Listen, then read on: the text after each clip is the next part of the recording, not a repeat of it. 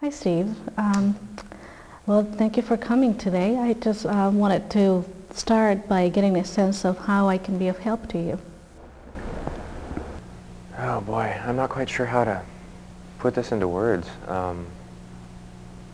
One of the thoughts that's been kind of running through my head, I guess it's been running through my head for quite a while, but it's really getting a lot stronger these days, is I've been a student, I graduated from high school 11, 12 years ago, something like that, and I've been in college ever since, and I've been given subtle hints from family and friends and so forth, just kind of a certain amount of neglect on my part, self-serving. Yeah, just kind of being very self-absorbed, and especially with being a student at this point. I'm almost done, at least for quite a while, and it's taking a lot more of my focus than it ever has before, and I'm becoming frightfully aware of, how much energy I'm putting into myself and taking care of my thing, and not paying as much attention to my family, my girlfriend. We've got a pretty serious relationship, and we've been together for quite a while. Can you describe a little more what you mean by self-absorbed? You mentioned that a couple of times. Just kind of being concerned about my own needs and not necessarily worrying about those of others. Mm-hmm. Tell me about those needs. Well, I was talking with a friend of mine a couple of days ago, and because he knows both me and my girlfriend fairly well, and I was giving him a ride home, and he was asking me how things were, and I go, well, I feel sorry for her, because it's like, I'm not even in the room when I'm there. I've got, even when I'm not studying, I've got 100 other things running through my head, or that's what I'm thinking about, or things need to get done, or this, that, or the other thing. She's dog sitting for my parents right now, and it's like, I was expressing to my friend that that's a good thing. It's like she's smart enough to know not to be around me right now, because I'm not even a human being when I'm in the room. Yeah. You're not a human being. Pardon? You're not a human being. Not one. I can't be one to her right now, So I hear you say that you have a very hard time right now being present, Mm-hmm. because you're very preoccupied with your schoolwork and graduation. Mm-hmm. Yeah. No, actually, graduation isn't even a thought. Just getting the now done, getting that taken care of, and and it's if it was just something that was coming up right now, it wouldn't really be that big of a concern for me. But it's something that I've really noticed, and I've been told about, for quite a while, But now it's like I'm kind of going, oh my God, they were right. They've got a point. It's interesting to me that this seems to be a very upsetting situation. At the same time, I sense that you're smiling and giggling. What is that about?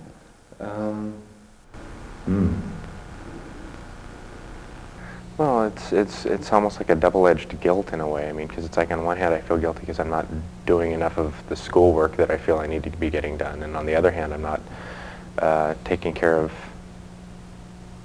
my relationships in my life.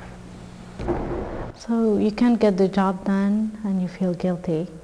Tell me about the guilt.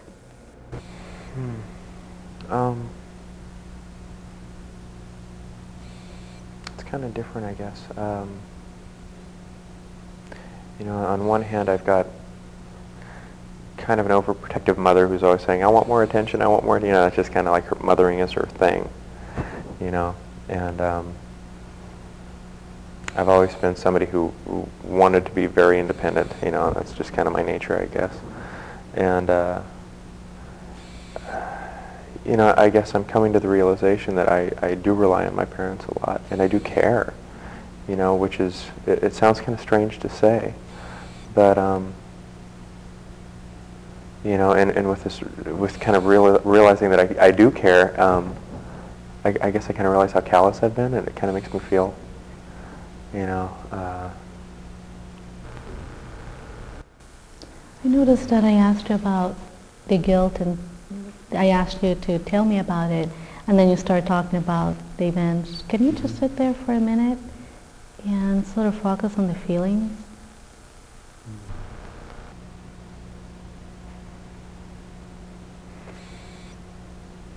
I don't know.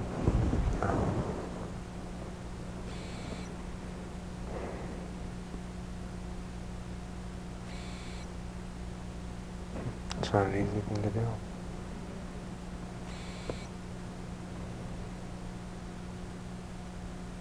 You know, it's like I almost automatically can just kind of shut it out. It's like, you know, try to turn it out as a mechanical property. So it's very hard for you to get in touch with your guilt. Mm. Where do you experience your guilt? Mm. You mean kind of in a somatic way? Boy.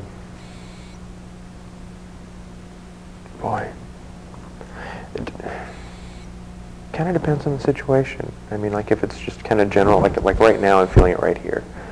You know, if it's real heavy, it's down here. I mean, my stomach's upset, I can't eat, you know, this, that, and the other thing.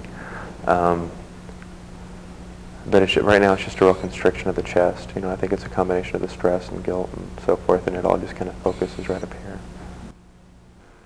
So you experience it right here? I think because it's easier to carry that way. So we just have a couple more minutes left, and I wanted to make sure that I heard some of the issues correctly today.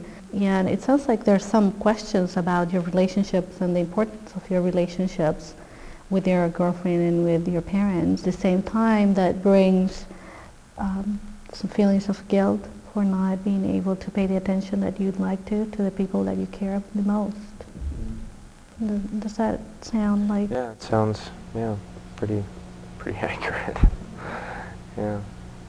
I guess I really haven't framed it too much. I mean, other than it's one of the reasons why I had kind of a hard time expressing it at first. How is that for you to hear me say that? On one hand, it's a little frustrating because I kind of have to look at it as a whole, and on the other hand, it's like at least I can kind of see what's in front of me right now as being kind of a temporary thing, you know, and the family. I was going to say it's always going to be there, but that's part of what's going on, you know, so I don't know.